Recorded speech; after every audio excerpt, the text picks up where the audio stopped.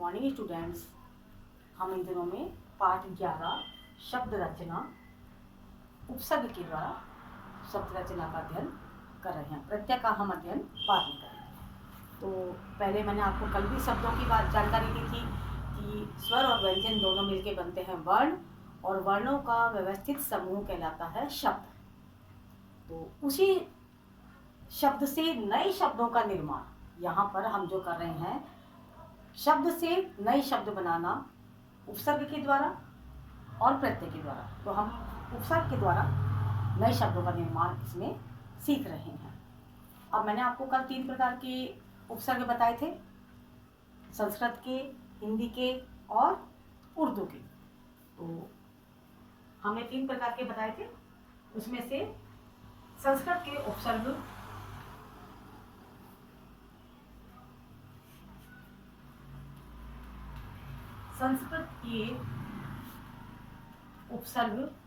से नए शब्दों का निर्माण।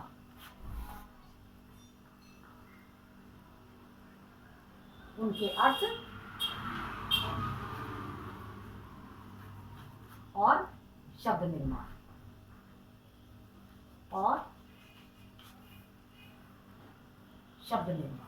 ठीक है।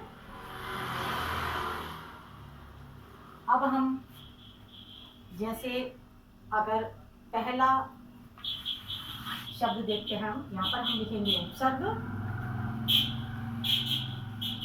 बहुत सारे हैं लेकिन वैसे अर्थ, और हम यहाँ पर लगा देंगे अर्थ, और यहाँ पर हम लिखेंगे नए शब्द। अब देखो, जैसे एक शब्द है, उपसर्ग है अति। अति उपसर्ग है। अति उपसर्ग का मतलब होता है अधिक। अति का मतलब होता है, अर्थ है अधिक। और अगर हमने किसी भी एक अत्याचार शब्द बनता है, इससे अतिरिक्त बनता है, अत्यंत बनता है। ठीक है, अत्यंत भी बनता है। और अधि एक उपसर्ग है अधि। अधि का मीनिंग होता है प्रधान या ऊपर। प्रधान या ऊपर। तो हमारा बन जाएगा अधिकार। नए शब्द क्या बनेंगे? अधिकार। अधिकारी भी बनता है, अधिपति भी बनता है। अधिकार, अधिपति, अधिकारी, इस तरह के हम नए शब्द बना सकते हैं।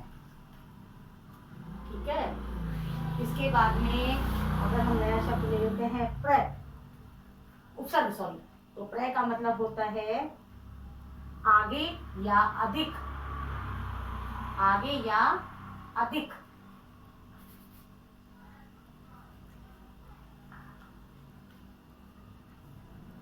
प्रचार बन सकता है इसका नए शब्द। प्रचार, प्रसार,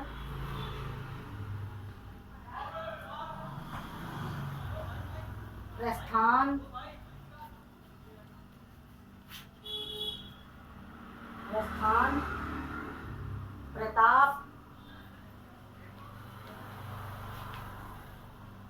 प्रसन्न, इस तरह के इसके शब्द बन जाएंगे। ठीक है ना। अति का मतलब अधिक, अत्याचार, अतिरिक्त, अधि। अधि का मतलब प्रधान होता है, ऊपर होता है, तभी हम कहते हैं अधिकारी। उसे ज्यादा अधिकार है।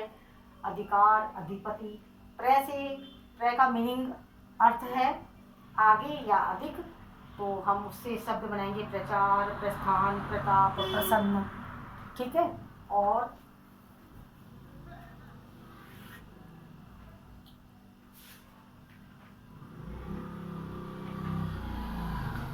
सु, एक है सु।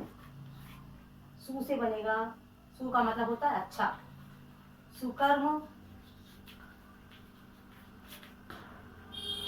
सुयश, सुकर्म, सुयश, सुखद, सुपुत्र, सुगम, ये सारे इसके आ जाएंगे। ठीक है, अब हम करेंगे संस्कृत के बाद में हिंदी के उपसर्ग। हम हिंदी के उपसर्ग लिखेंगे।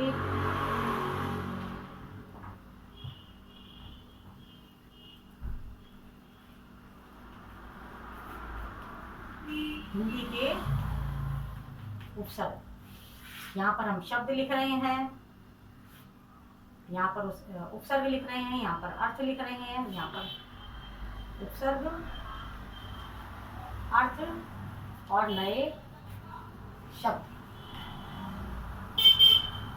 ठीक है, हिंदी में अ उपसर्ग है। अ का मतलब होता है अभाव, कमी,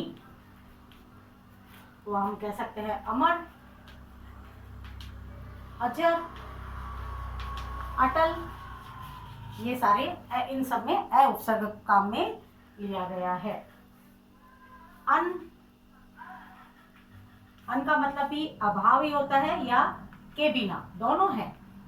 अन का मतलब भी अभाव या के बिना, जिसमें उसकी कमी हो। हम कहेंगे अनपढ़ तो मतलब पढ़ा लिखा नहीं है। अनहोनी,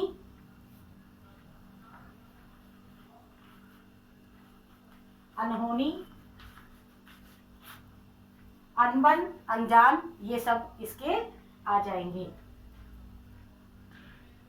स का मतलब अच्छा या सहित, अच्छा भी होता है और सहित भी होता है।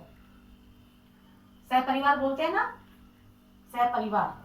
ठीक है, सपूत, अच्छा पूत, सहपरिवार, परिवार के साथ, सशक्त, शक्ति के साथ, और सफल हो सकता है। ठीक है, क मीन्स बुरा, कपूत कह सकते हैं, और कह की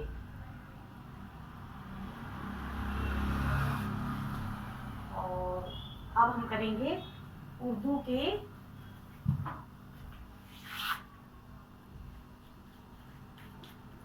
उपसर्ग।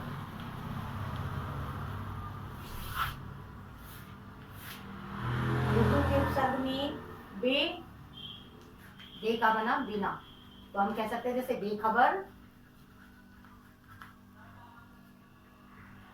बेखबर, बेफिजूल,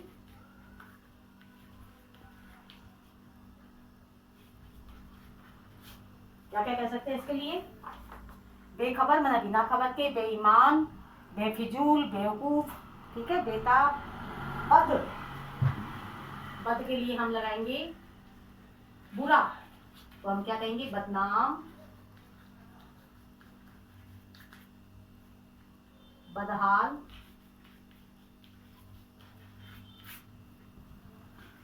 बदनाम, बदहाल, बदकिस्मत, बदनसीब। ठीक है, और गैर, गैर का मतलब होता है निषेध या बुरा, तो हम कहेंगे गैर के लिए गैर जिम्मेदार, गैर कानूनी, गैर जिम्मेदार, गैर कानूनी, वगैरह वगैरह। और देखो उर्दू के लिए और बताती हूँ, जैसे गैर वाले में ही गैर कानूनी, गैर जिम्मेदार, गैर कानूनी माने जो कानून के बिना हो, कानून का उल्लंघन करने वाला हो, गैर जिम्मेदार जो जिम्मेदारी ना उठाए, गैर हाजिर, ठीक है ना, मतलब जो हाजिर ना हुआ हो, बुरा होना या निषेध होना। ना का मतलब ही हीन, नादान, नाराज, नासमझ, नापसंद, नालायक। ठीक है, हम का मतलब के साथ, तो हम सफ़र, हमदम, हमराह बन सकता है, हम उम्र बन सकता है। सर का मतलब श्रेष्ठ होता है, सर, तो कहता है सरताज, सरपंच, सरपंच होते हैं ना गांव में, हमारे यहाँ पे शायद वो होते हैं, ये पार्षद, और गांव में बनते हैं सरपंच, जो पूरे गांव का वो लेते हैं। सरहद, ठीक है। ला का मतलब बिना, लापता, जिसका पता नहीं हो, लाचार, लावारिस, लापरवाह, लाजवाब, लाइलाज। ये सारे प्रत्यय हिंदी, संस्कृत और उर्दू के हमने किए। इनको आप अच्छे से लर्न कर लेना और कॉपी में कर लेना। Thank you.